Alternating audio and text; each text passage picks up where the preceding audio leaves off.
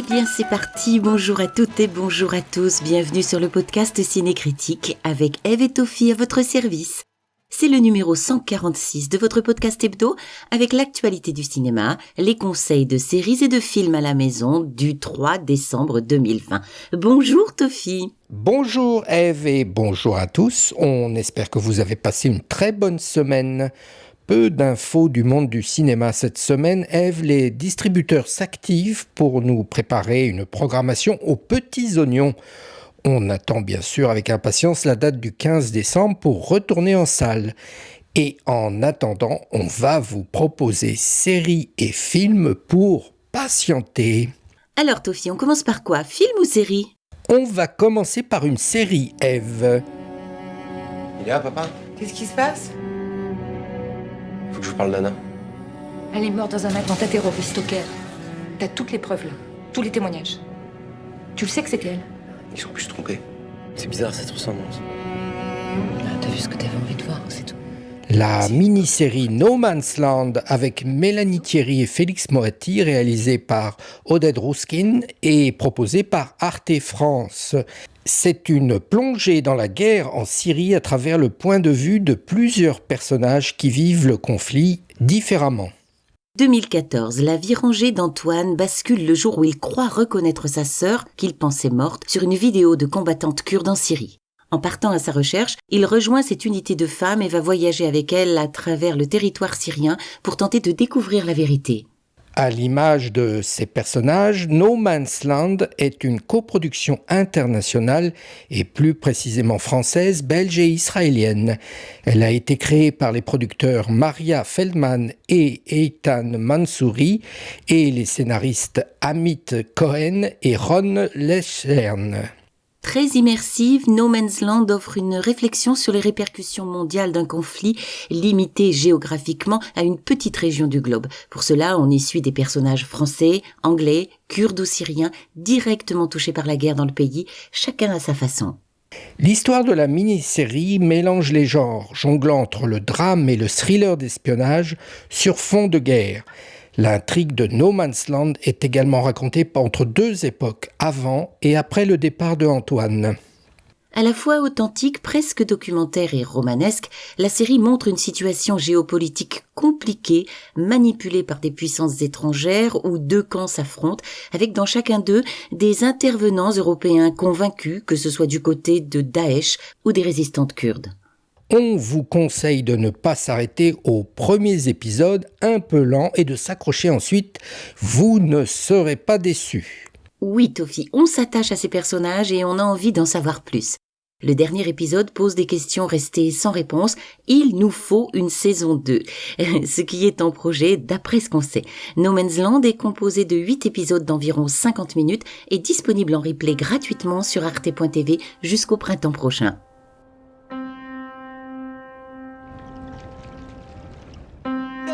Such thing as political murder, political bombing or political violence. There is only criminal murder, criminal bombing and criminal violence. We will not compromise on this. Retour en Europe, en Irlande du Nord, plus particulièrement avec le très dur film Hunger du Britannique Steve McQueen, sorti en novembre 2008 avec Michael Fassbender, Stuart Graham et Brian Milligan.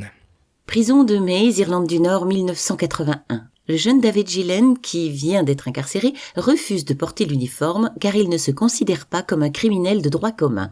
Rejoignant le mouvement du Blanket Protest, il partage une cellule répugnante avec Jerry Campbell, autre détenu politique, qui lui montre comment communiquer avec l'extérieur grâce au leader Bobby Sands. Lorsque la direction de la prison propose aux détenus des vêtements civils, une émeute éclate. Et plus aucun gardien de prison n'est désormais en sécurité. Bobby Sands s'entretient alors avec le père Dominic Moran. Il lui annonce qu'il s'apprête à entamer une nouvelle grève de la faim afin d'obtenir un statut à part pour les prisonniers politiques de l'IRA. film choc ou œuvre coup de poing, les mots manquent pour désigner ce film qui rappelle les heures tragiques de l'Irlande du Nord et l'intransigeance de Margaret Thatcher, alors Premier ministre du Royaume-Uni, qui ne céda pas devant les grèves collectives de l'hygiène et de la faim d'une dizaine de militants de l'IRA emprisonnés. Hunger est le premier film de Steve McQueen et vous plonge dans l'horreur des cellules maculées d'excréments à côté d'hommes prêts à mourir pour leur idéal. Cette immersion intense est accompagnée d'une mise en scène contemplative et d'une lumière terriblement efficace, servie par des dialogues économes et cinglants. Un incroyable Michael Fassbender, transformé physiquement, il aurait perdu plus de 20 kilos pour le tournage et pleinement habité de son personnage jusqu'au boutiste. Le plan séquence de 15 minutes, du dialogue entre lui et un prêtre ami où chacun explique son point de vue, est à ce titre d'une virtuosité et d'une efficacité redoutables. Ce film lancera la carrière de Michael Fassbender. Hunger, terrible et violent, est une œuvre témoin de l'histoire de l'Irlande et du Royaume-Uni et d'une portée universelle car il valorise la force des principes moraux ancrés en chacun de nous. Sommes-nous prêts à mourir pour certaines valeurs, même si le combat est perdu d'avance ? Hunger de Steve McQueen a conseillé avec les réserves d'usage sur l'extrême violence de certaines situations et scènes et est disponible en streaming sur Netflix et Prime Video, également en VOD sur B-Box Vidéo, Apple TV et en DVD. Every year, my son-in-law takes us all on holiday for a fortnight at a hotel in the Highlands where he can go fishing.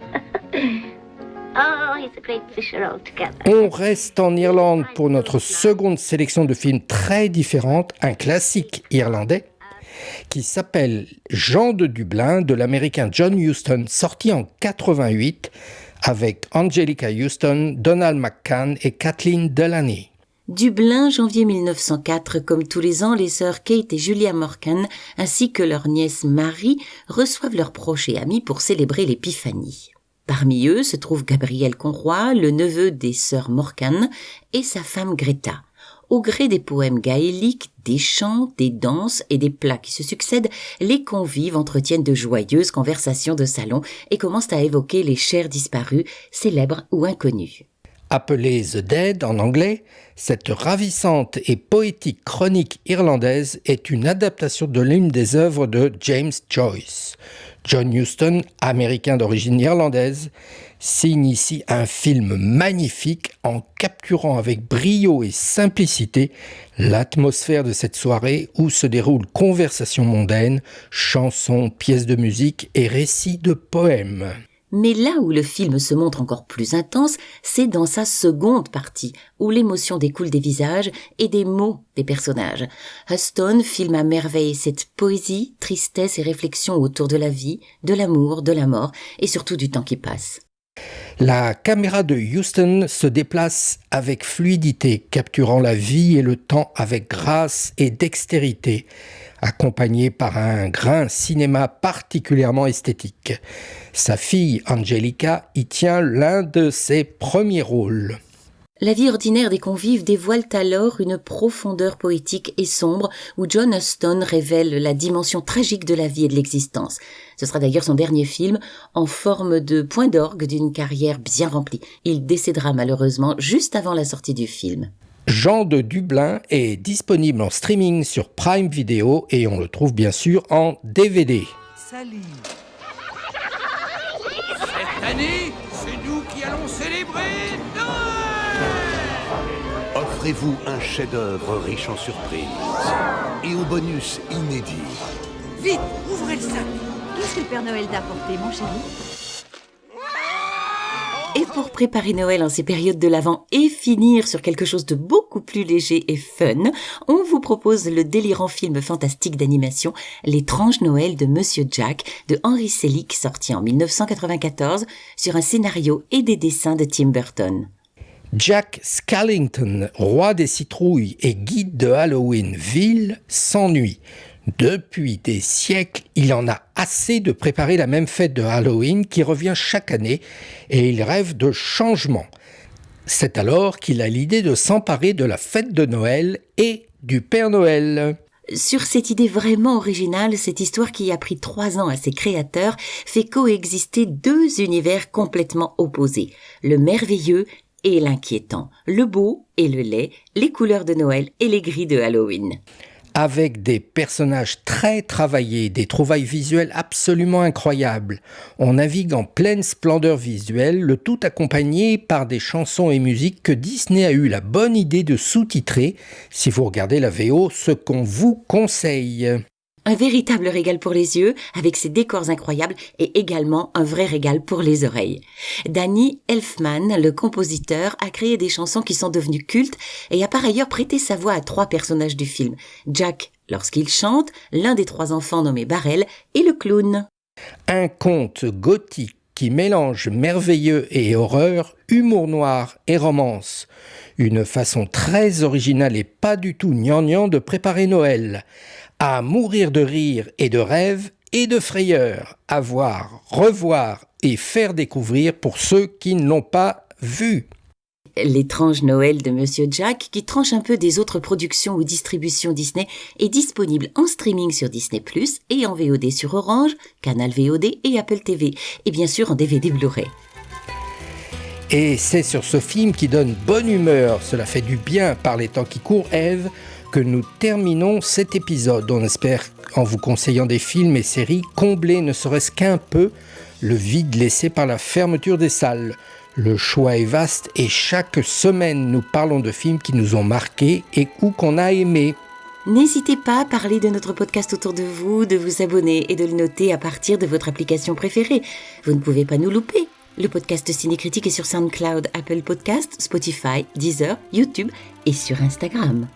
Une très bonne semaine de cinéma à la maison à toutes et tous. Bons films et séries, protégez-vous bien et on vous dit à jeudi prochain.